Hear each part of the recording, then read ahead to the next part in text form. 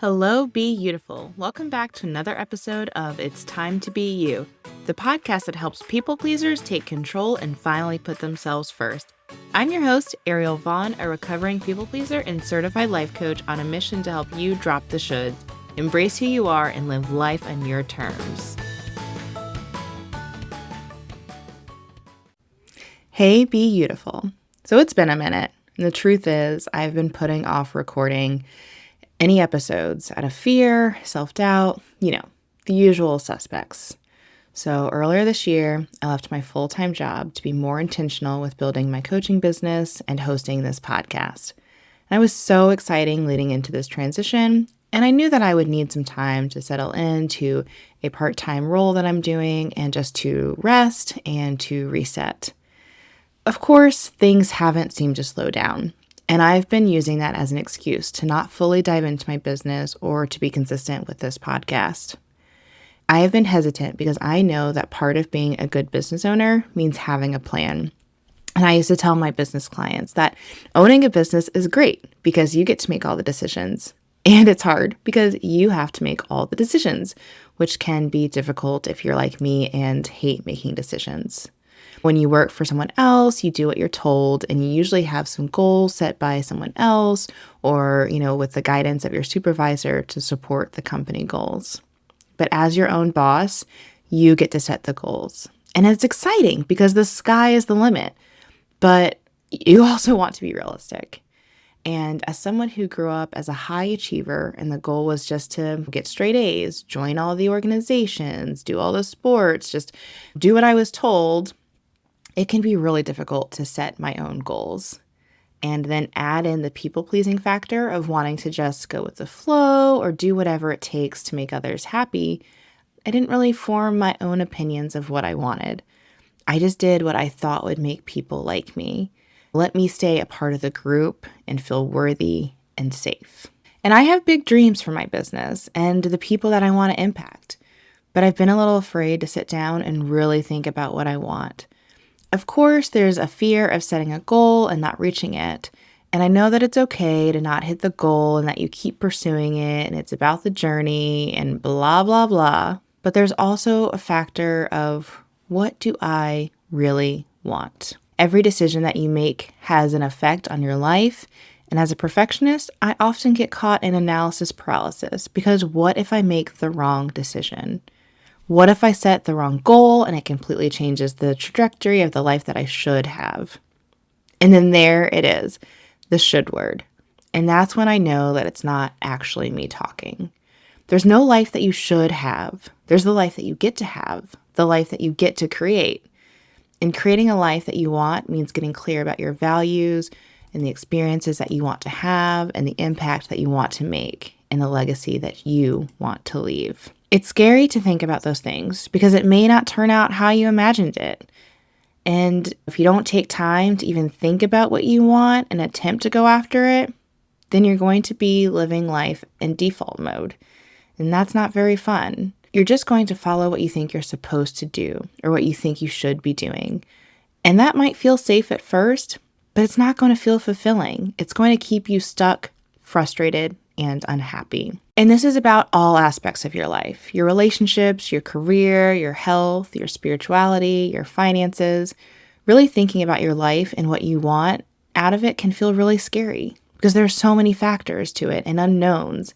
And then once you do make a decision to make a change in one area, it can impact other areas of your life. So change is scary and uncomfortable, but that doesn't mean that you're not supposed to do it.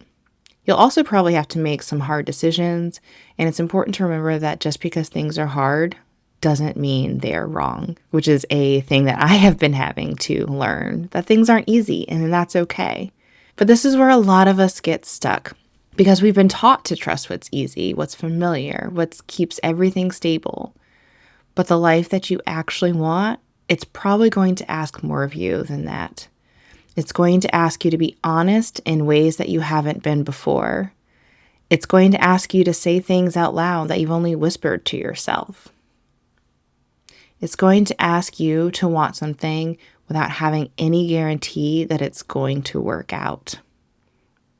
And that's the part that feels the scariest. Because when you finally admit what you want, you can't unknow it. You can't go back to pretending that you're okay with less. You can't keep settling in the same way as you did before. You can't keep abandoning yourself without feeling it. And when you evaluate your life, it feels really vulnerable to shift into asking, do I actually want to choose this? And if that answer is no, it's a hard truth to sit with. Because it might mean walking away from something, letting go of what was or what you thought could be. It means trusting that what you actually want exists, even if you haven't experienced it yet. That requires a level of self-trust that most of us are still building and working on. It's a different kind of confidence. It's not the one that says, I know this will work out, but the kind of confidence that says, even if this doesn't work out, I trust myself to handle it. And I think that's what owning what you want really comes down to. It's not about being certain. It's not about having a perfect plan. It's not about knowing exactly how everything is going to unfold, which is terrifying. It's about being honest and being willing to stand by that honesty, even when it's uncomfortable, even when it's inconvenient, even when it feels a little lonely. Because the alternative is continuing to shape your life around what other people want, what feels safe, what keeps you, accepted. And then you are slowly losing connection with yourself in that process. And if you're anything like me, you're probably getting really tired of that, which is probably also why you're here. You're tired of over-explaining. You're tired of second guessing. You're tired of pretending you don't want what you actually want. So maybe this isn't about having all the answers right now. Maybe it's just about starting to tell yourself the truth. Letting yourself want something without immediately shutting it down. Letting yourself sit with it and explore it. And then taking one small step in that direction to make it happen. Not 10 steps. You don't have to have the whole plan figured out. Just one step in that direction of what you want. Because the truth is, clarity comes from movement. You don't figure out your life by thinking about it perfectly. I've tried. You figure it out by living it, by trying, by adjusting, by learning what feels aligned and what doesn't. And you might choose something and realize that later it's not actually what you want. And that's okay. And it's not failure. That's you getting closer to yourself. That's you building trust with yourself. It's you learning that you can choose again. And I think that's something that we don't talk about enough. You are allowed to change your mind. You don't have to make a decision and then stick with it. You're allowed to evolve. You're allowed to want something different later. You are not locked into this one decision forever. So, the pressure to get it right doesn't have to be so heavy. It's not about getting it perfect. It's about getting honest with yourself and choosing yourself over and over again. Even when it's uncomfortable, even when it's uncertain, and even when it feels like you're the only one doing it. Because eventually, that honesty leads you to somewhere that feels a lot more like you. And that is the whole goal. So it's time to stop avoiding what you want. It's time to trust yourself enough to admit it. And it is time to be you.